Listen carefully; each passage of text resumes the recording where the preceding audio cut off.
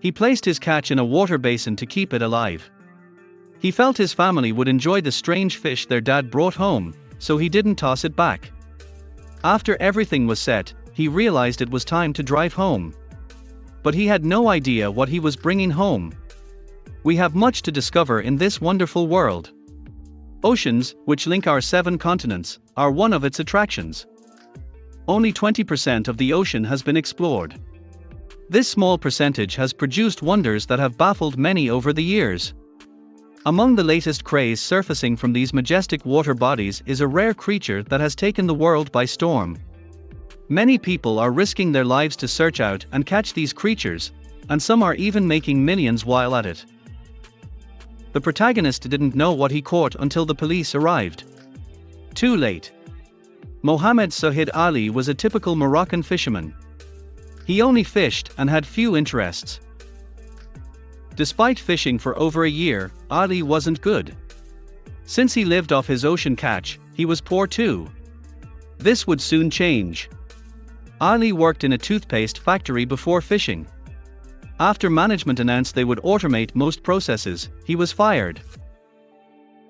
Ali did the only thing he could to feed his family, diving into the ocean to catch marketable fish. Ali struggled the week everything happened. Due to fees, his kids were out of school and his family hadn't eaten. If you like my videos, don't forget to like or subscribe. Thanks in advance. Ali fished every morning that week. The catch would change his life forever. Ali made his great catch in the morning. He caught a lot of fish, so he knew his family would eat plenty that day. He noticed something that made him frown as he emptied his haul onto his boat. He stepped back, unsure if what he saw was his catch. The beast was sausage-shaped. It looked like a bigger market day hot dog his sons loved. It measured from his wrist to his elbow. The pink creature had many spike-like protrusions. Ali approached and it wiggled helplessly. Ali kept his catch alive in a water basin. He considered returning the strange fish to the ocean, but he knew his kids would enjoy it. After preparing, he drove home. He had no idea what he brought home. The creature made Ali's wife scream and run. But the boys laughed as they gathered around it, their faces drawn into the warmest smiles. Ali smirked as they examined the creature. He could pay part of their semester tuition with what he brought back that morning. If only he knew the odd creature could pay for a lifetime of tuition. Ali sold his catch at the market after breakfast. He first returned the creature to the ocean before going there. He considered selling it with the rest of his fish, but his wife found it ugly. Ali released it since it was alive. If only he knew what he held. He released the creature into the blue ocean. He drove his truck to the market under a scorching sun.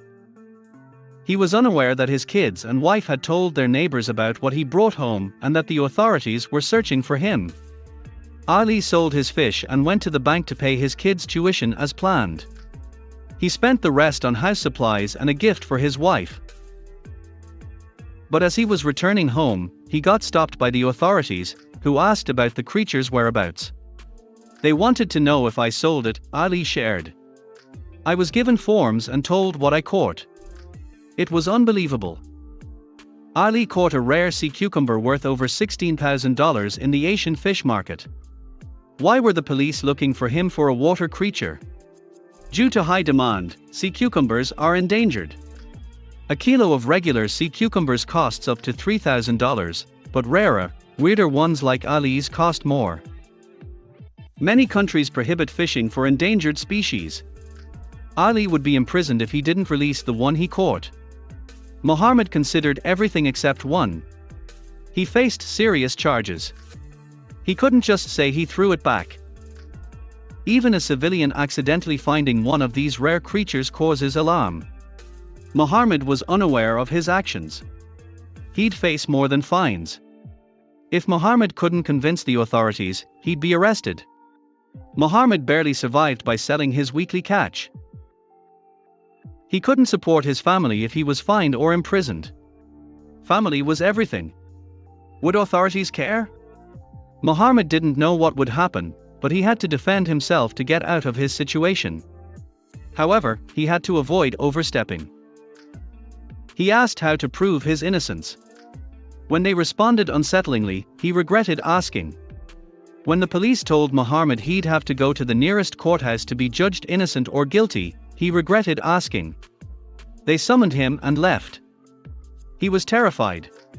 He didn't want to appear guilty in court, but he wasn't confident before a judge. Muhammad visited them after talking to the authorities. He saw no alternative.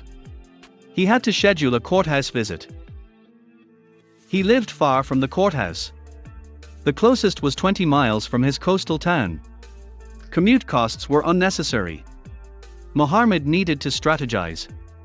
Since he felt guilty about keeping his court date a secret, he had to tell his family. Hoped his wife wouldn't overreact. He sat down and explained his situation. She cried for her husband. He reassured her, but he didn't know how things would end. After reassuring his wife, he had to go to court. He had to arrange a town taxi. It would cost him a little, but he knew he had to do it. Muhammad packed, booked the taxi, and went to bed. He slept nervously. His fate. Muhammad felt anxious again the next morning. He dressed, boiled the kettle, and made coffee and cornflakes. Repeating his defense in his head. He calmed down. He heard a honk at his front door. The taxi arrived, and he would soon face a judge. The taxi ride gave Muhammad time to think. Driving into town takes 30 minutes. He rarely went downtown. He preferred the peace and quiet the coast afforded him. As he finished reflecting, the taxi stopped. He faced the courthouse. He expired. Muhammad entered the busy courthouse. He felt claustrophobic in large crowds. He smelled sweat rising to the ceiling. Ventilation was broken. Muhammad needed escape. He washed his face in the bathroom. Hearing his name, his heart sank. Muhammad ran out of the bathroom and followed the man who called him into the courtroom. He entered the large room and saw the judge behind his huge desk. Sit in front of him and get ready.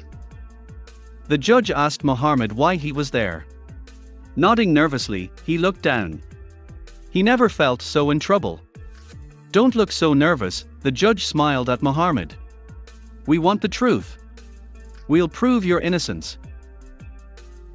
Muhammad attempted optimism. However, the next hour was arduous. Muhammad fielded sea cucumber questions for an hour. He had to explain how he found it and convince them he threw it back. The judge leaned back and told Muhammad he had decided his case. Muhammad's heart raced like an Olympic runner. The verdict. The judge stared at Muhammad for what seemed like hours before he slowly opened his mouth and said one word that changed his life. Innocent, he said, slamming his gavel. Thanking the judge, Muhammad bowed. His verdict saved his family and career. After Muhammad finished and returned home, he hugged his wife and told her the good news. He learned something important. He would avoid curiosity next time he went fishing. He was happy at his second chance to provide for his family, and he would never forget what happened. Thanks for watching. I'll see you again in the next video.